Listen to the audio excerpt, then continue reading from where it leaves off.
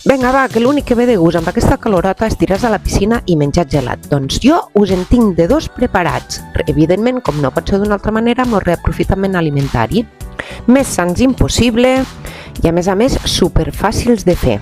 Començarem amb els peduncles de les maduixes. I em direu, amb els peduncles? Doncs sí, tranquils que l'herbeta de color verd no influeix al sabor.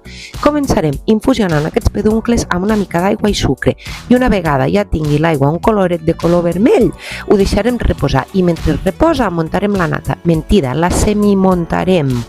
Ojo, a mig muntar. I una vegada estigui semimuntat, ho integrarem tot.